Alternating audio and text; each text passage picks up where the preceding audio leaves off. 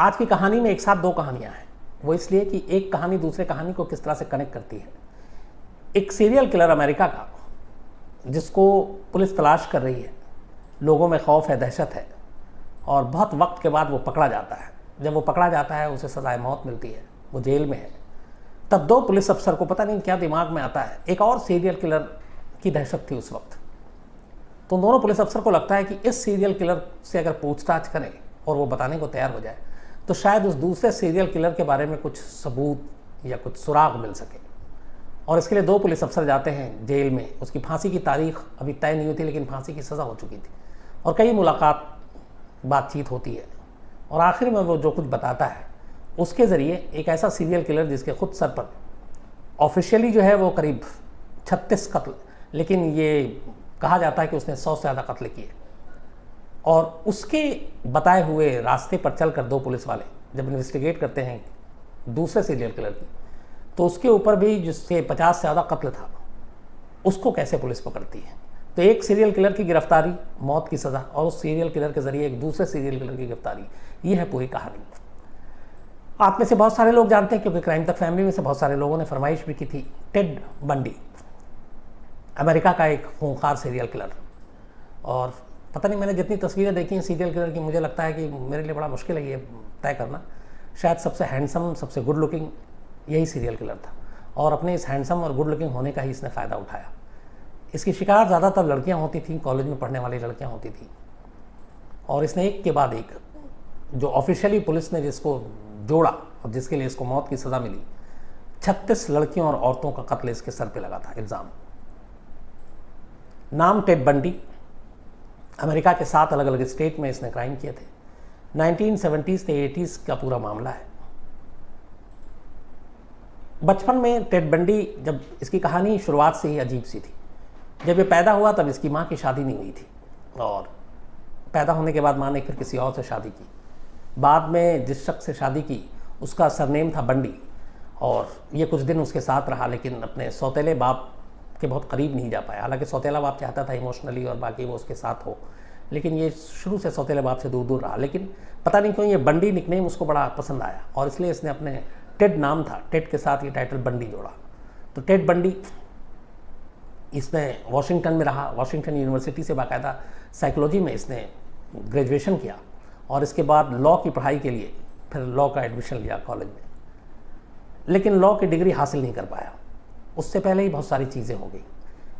Law की पढ़ाई के दौरान इसकी मुलाकात एक लड़की से होती है जो कि उसी वॉशिंगटन यूनिवर्सिटी में पढ़ रही थी, और वो लड़की उसे बहुत अच्छी लगती है। वो लड़की पढ़ाई के साथ साथ डांस भी करती थी, और वो एक तरह से उससे इश्क टाइप का भी था, लेकिन बोल नहीं पाता था। एक बार ये उस लड़की के घर पहुंचता है, उसको काफ़ी उसने फॉलो किया रैकी की, और जब देखता है कि घर में कोई और नहीं है तो घर में दाखिल होता है, दरवाज़ा बंद करता है, और लोहे के एक रॉड से उस लड़की के सर पे हमला करता है। लड़की का नाम केन था, वो बेहोश हो जाती है। इसके बाद वो उसके साथ रेप करने की कोशिश करता है। फिर उस रॉड के ज़रिए वो उसके जिस्म को बड़ी तकलीफ़ देता है, और आखिरकार उसे जब लगता है कि केन मर चुकी है तो वहाँ से निकलता है और चला जाता है। मर जाने से पहले उसने बाकायदा धड़कनें भी सुनने की कोशिश की, और उसे यकीन हो गया वो मर चुकी है, लेकिन केन जिंदा थी, उसकी सांसें चल रही थी। बाद में फिर उसको हॉस्पिटल ले जाया गया, और 10 दिन तक वो अगले कोमा में रही, और ठीक होने के बाद भी फिर उसके बहुत सारे जो पार्ट्स थे शरीर के, उन्होंने ठीक से काम करना बंद कर दिया था, लेकिन उसकी जान बच गई। उसकी जान बचने की बात बंडी को भी पता चल जाती, और उसे बड़ा गुस्सा आता अपने आप पर कि उसने पहला अटेम्प्ट किया, और जिसे हम सोचा था कि मार देंगे वो मरी नहीं, जिंदा है। तो इस बात को लेकर उसको बहुत गुस्सा था, और इसी गुस्से के बाद उसने कहा कि इस बार जो भी करेंगे वो फाइनल होगा और सामने वाले को मारेंगे। फिर इसने एक दूसरी लड़की को करीब महीने भर के अंदर अपना शिकार बनाया। ये टेड उसके घर पे गया, वो अकेली थी, उसने उसके सर पे फिर हमला किया, और उसके बाद उसके साथ ज़बरदस्ती की, रेप किया, और फिर रेप करने के बाद वो वहाँ से निकल जाता है। इस बार लड़की की मौत हो चुकी थी। अब वो तीसरा शिकार ढूंढता है। चूँकि मैंने जैसा बताया कि गुड लुकिंग, हैंडसम, तो कई बार ये सड़क पे मदद भी करता।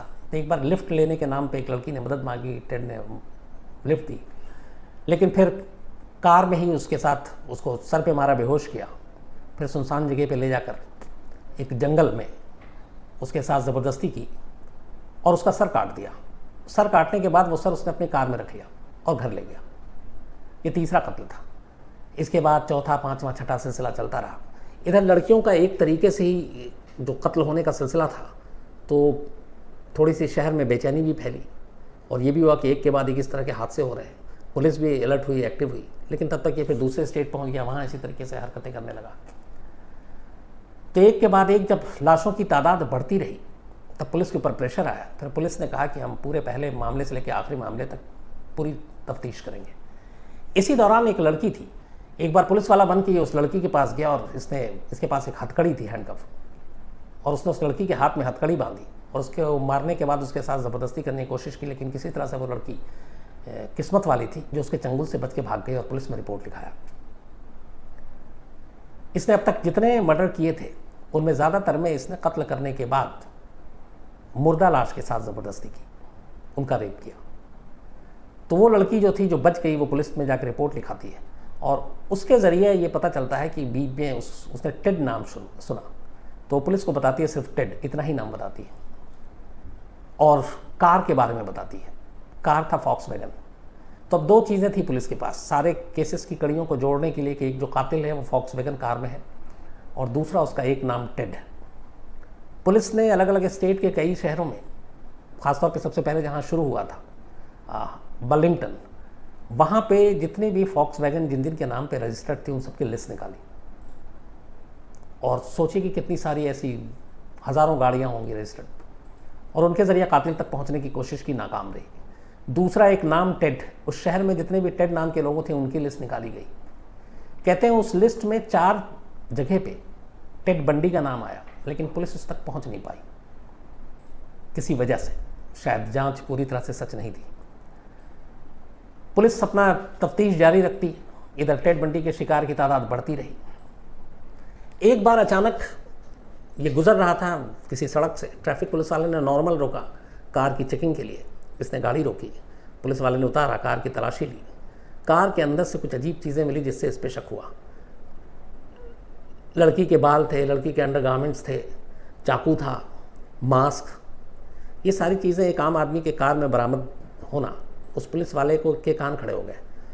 उसने फ़ौरन अपने सुपीरियर को बताया, उसको बुलाया गया, उससे पूछताछ की गई, लेकिन कोई लिंक नहीं जोड़ पाया। मतलब ये पुलिस के हाथ आया, लेकिन फिर भी पुलिस इसका कुछ कर नहीं पाई और ये चला गया।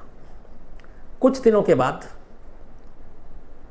एक बार फिर इसको पुलिस पकड़ती है और इस बार ये था कि इसने किसी को कार बेची थी और उस कार को जिसने ख़रीदा, उसे उस कार को लेने के बाद उसमें कुछ डाउट हुआ तो उसने बताया पुलिस को कि हमने इस शख्स से ख़रीदा है। फिर पुलिस इस तक पहुंचती है, इसको उठाती है। उस वक्त एक पुलिस अफसर था जिसको उस लड़की के बारे में याद था जिसके हाथ में हथकड़ी लगाई गई थी, उस पर अटेम्प्ट किया गया था और वो बच निकली थी। पुलिस उस लड़की को बुलाती है और टेड का आमना सामना उससे कराती है। जैसे ही टेड का आमना सामना होता है, लड़की फ़ौरन पहचान जाती है कि ये वही शख्स है जिसने मेरे साथ एक रात मुझे मारने की कोशिश की, रेप करने की कोशिश की। इसके बाद टेड को पहली बार गिरफ्तार किया जाता है। गिरफ्तारी के बाद अब जितने अब तक उस शहर में और अलग अलग स्टेट में रेप हुए और कत्ल हुआ, उन सब के DNA सैंपल, बाकी चीज़ें सब जो रखा गया था प्रिजर्व करके, उनसे टेड का मिलान कराया जाता है। शुरुआती तौर पे 3 लड़कियों के सैंपल जो है वो टेड से मिल जाते हैं। इसका मतलब ये था कि इन लड़कियों के कत्ल और रेप में टेड इन्वॉल्व था। उसके बाद फिर उसे गिरफ्तार किया जाता है। गिरफ्तारी के बाद अब वो मुंह खोलना शुरू करता है। उसे ये पता था कि अब उसको सजाए मौत होगी, लेकिन पुलिस को उलझाने के लिए और मामला टालने के लिए वो एक एक करके अलग अलग कत्ल के राज खोलता था। अब जिस कत्ल के बारे में वो नया खुलासा करता, जाहिर सी बात है कि पुलिस को लेकर उस स्पॉट पे जाने, उस जगह पे जाना जहाँ लाश फेंका वहाँ जाना है, तो इन सब चीज़ों में वक्त लग रहा था और वो एक एक कर अपने पत्ते खोल रहा था, जैसे अभी निर्भया की फांसी को लेकर पत्ते खोलते हैं। तो इस पर पूरा वक्त बीतता जा रहा था और इसकी गिरफ्तारी के बाद ये 1974 से 78 में ये पकड़ा गया और 78 में गिरफ्तारी के बाद अब एक एक कर ये धीरे धीरे एक एक करके अपना बताता कि मुझे याद आ रहा मैंने ये कत्ल किया, फिर पुलिस जाती, फिर इस तरह करते करते इसने 36 कत्ल का खुलासा किया। इसके बाद इसने खुद कहा कि ये अभी कुछ नहीं, आधा भी नहीं है, ये आंकड़ा 100 के पार जाएगा। लेकिन अब पुलिस को लगा कि ये बहुत डिले करवा रहा है। इस दौरान में इसने वकील लेने से भी मना किया। अब मुकदमा शुरू होता है। मुकदमा शुरू होने के दौरान एक दिन अपने ही मुकदमे की पैरवी के लिए लाइब्रेरी में पढ़ाई जाने के नाम पे करने के ये लाइब्रेरी से भाग जाता है, लाइब्रेरी के विंडो से। भागने के बाद हालांकि 7 दिन बाद दोबारा पकड़ा जाता है, फिर इसे लाया जाता है, फिर जेल में रखा जाता है। जेल में रखने के दौरान एक बार ये अपने जेल के सेल से ही दूसरी बार भागता है, और इस बार जब भागता है वो, तो इस बार भागने के बाद वो फिर क्राइम करता है। एक ही रात में ये जब जेल से भागा तो वहाँ पे एक फ्लोरिडा यूनिवर्सिटी के गर्ल्स हॉस्टल में ये दाखिल होता है, जेल से भागने के बाद सीधे उसी रात। और उस गर्ल्स हॉस्टल में जाने के बाद ये पहले एक लड़की का कत्ल करता है, फिर उसके साथ रेप करता है, फिर दूसरी लड़की के कमरे में जाता है, उसको मारता है, सॉक से, मोजा से वो उसका गला घोंटता है, फिर तीसरी लड़की के कमरे में जाता है, उसको बुरी तरह इंजर्ड करता है और वहाँ से भागता है, फिर चौथी लड़की के कमरे में जाता है, फिर 5वीं के जाता है, और उसके बाद उस हॉस्टल से बाहर निकलता है। उस हॉस्टल के बराबर में एक घर था सुनसान, वहाँ एक और लड़की थी, उस लड़की पे भी इसी तरीके से अटैक करता है। तो जेल से भागने के बाद एक रात में 6 लड़कियों पे हमला करता है, जिनमें से 3 की मौत हो जाती है, और वहाँ से ये भागता है। लेकिन इसके 10-12 दिन के बाद ये फिर पुलिस के हाथ चढ़ जाता है। तो कस्टडी में आने के बाद भी ये रेप करता है और कत्ल करता है। खैर पुलिस इसे पकड़ती है। इसके बाद मुकदमे की सुनवाई शुरू होती है। वहाँ की अदालत इसे 36 कत्ल के मामले में सजाए मौत देती है। बाकी का ये कहा जाता है कि जो 100 कत्ल के बाद इसने अपनी लिस्ट बताई थी उसमें और वक्त लगेगा, तो इतने ही कत्ल इसके गुनाहों के अंजाम तक पहुँचाने के लिए काफ़ी है। फिर ये इसको चैलेंज करता है सुप्रीम कोर्ट में, लेकिन सुप्रीम कोर्ट में भी सुनवाई नहीं होती, और इसके सारे पुख्ता सबूत और इसको देखते हुए ये कहा जाता है कि सजाए मौत होगी। तारीख फिक्स नहीं हुई थी। अब टेड बंडी जो है ये जेल में है, और फ्लोरिडा की ये जेल में था, फ्लोरिडा स्टेट की, लेकिन फांसी की तारीख तय नहीं हुई थी और ये जेल में था। इसी दौरान में 2 पुलिस अफसर, रॉबर्ट और डेव, इनका काम था एक और सीरियल किलर जो कि वॉशिंगटन और उसके आसपास ही काफ़ी उसके मतलब खौफनाक एक तरह से हो चुका था, लोगों में बड़ी दहशत थी। और वो ज़्यादातर जो वैश्याएँ थीं या फिर डांस बार में काम करती थीं, ऐसी लड़कियों को अपना निशाना बनाता था। और उस वक्त तक अलग अलग ऐसे करीब 50 के आसपास कत्ल हो चुके थे, बट वो हाथ नहीं आ रहा था। उसका कोई नाम भी नहीं था, कोई चेहरा भी नहीं था।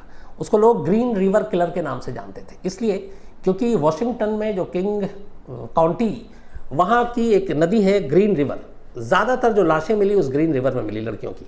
ये कत्ल करने के बाद हर लाश को ग्रीन रिवर में बहा देता था, और उस ग्रीन रिवर से एक एक कर लाशें मिल रही थी। तो जब टेड बंडी को मौत की सज़ा हो गई, ये जेल में था और ये फ्लोरिडा की जेल में था, तो इन 2 पुलिस अफसरों को लगा कि जितना खौफनाक और खूंखार ये है, और जिस तरीके से ये भी सिर्फ लड़कियों का कत्ल करता है, फिर रेप करता है, फिर डेड बॉडी के साथ रेप करता है, और वही चीज़ उस दूसरे केस में, ग्रीन रिवर के केस में भी आ रहा था कि उसमें जो पोस्टमार्टम रिपोर्ट थी उसमें यह है कि मौत के बाद भी उनके साथ ज़बरदस्ती की गई। तो इन दोनों पुलिस अफसरों को लगा कि एक सीरियल किलर हो सकता है दूसरे सीरियल किलर के बारे में कुछ जानकारी रखता हो। तो इन दोनों ने जेल में जाकर मिलने का फैसला किया, टेड बंडी से मुलाकात की। पहली कुछ मुलाकात बेकार रही। टेड बंडी इनको एक तो कि मैं तुम्हें क्यों बताऊं, क्या बताऊं, और उसने ये बताया कि वो इस ग्रीन रिवर नाम के किसी कातिल को नहीं जानता है, और वो जानता भी नहीं था। बट रॉबर्ट और डेव ने हिम्मत नहीं हारी, वो लगातार उससे बात करते रहे। अब उन्होंने दूसरा तरीका इस्तेमाल किया। उन्होंने कहा कि तुम इतने मतलब ऐसे सीरियल किलर हो जिसके बारे में कोई सोच नहीं सकता। तो वो अपनी तारीफ सुन के भी खुश हुआ, और तुमने ऐसा ऐसा किया, कभी पकड़ में नहीं आए। तो एक सीरियल किलर दूसरा भी है, अगर वो तुम्हारे जगह होता तो क्या करता, या क्या तुम भी वैसे ही करते थे। तो पहले ये हंसा टेड बंडी और बोला कि मेरा कंपैरिजन किसी और से मत करो, सब बेवकूफ़ है, मेरे जैसा दिमाग किसी के पास नहीं है। फिर इन दोनों पुलिस अफसर ने उसको ग्रीन रिवर के कत्ल की कुछ कहानियाँ सुनाई। तो एक दिन वो अचानक कहता है कि अरे ये तो बिल्कुल मेरे जैसा किलर है। तो जब ये लाइन बोली तब इन दोनों को कुछ उम्मीद जगी कि शायद इसमें कुछ ये बता सके, कुछ मदद कर सके। लेकिन एक चीज़ अब तक की पूछताछ में क्लियर हो चुका था, और वो ये कि ये ग्रीन रिवर को नहीं जानता है। लेकिन पुलिस ने अब इसके ज़रिए कि एक सीरियल किलर के दिमाग में क्या चलता है, वो क्या करता है, उस ग्रीन रिवर सीरियल किलर को पकड़ने का फैसला किया। अब इसके बाद जब इन दोनों ने ये फैसला किया तो अब उससे लगातार अलग अलग पूछताछ करते रहे। वक्त बीतता रहा, वो कुछ बताता नहीं। एक दिन जब उसने कहा कि ये मेरे जैसा सीरियल किलर, तब उनको पहली बार ये उम्मीद जगी। उसके बाद उन्होंने पूछा कि अच्छा एक बात बताओ, जब तुम ये कत्ल करते हो या तुम लाश के साथ, बॉडी के साथ रेप करते हो, तो ये सब तुम क्यों करते हो, तुम्हारे दिमाग में क्या चलता है? तब उसने कई चीज़ें कही, और ये सिर्फ इस केस के लिए नहीं बल्कि मेरे ख्याल में सारे पुलिस और जो सीरियल किलर है उनकी माइंड क्या होती है, सोचते क्या है, ये बड़ा इंपॉर्टेंट है इन सब के लिए। तो उसने जो 2-3 खास चीज़ें कही, उसने एक कहा कि हर सीरियल किलर जिसका कत्ल करता है उसकी बॉडी पे उसको अपना अधिकार मानता है कि ये लाश मेरा है और मेरा इस पे अधिकार है। नंबर 2, वो जो खून है और जो उसकी गंध है वो उसको एक तरह का नशा देती है, और जो लाश है जो सड़ चुकी होती है वहाँ पे खड़े रहना सबसे चैलेंजिंग काम होता है, लेकिन अगर वहाँ पे भी आप खड़े हैं तो इसका मतलब है कि आप फिर विजेता हैं। इस तरह की चीज़ें उसने बोली। टेड बंडी की एक ये भी चीज़ थी कि 36 जो कत्ल की बात जिसके लिए सज़ा हुई, 12 लड़कियों के इसने सर काट कर अपने घर में भी रखे थे, और कई बार उन सरों को साथ रख के बिस्तर पे सोता था। उसने बताया वो इसलिए क्योंकि इन सरों में वो अपनी कामयाबी देखता था और उसे लगता था ये सर नहीं बल्कि ट्रॉफी है। तो जब सारी चीज़ें पता चली और उससे सिर्फ पूछताछ हुई, तब उसने कहा कि हर सीरियल किलर लाश पे अपना अधिकार मानता है, लेकिन इन सारी चीज़ों से कोई फ़ायदा नहीं था, कुछ क्लू नहीं मिल रहा था, और बात ऐसे ही जा रही थी।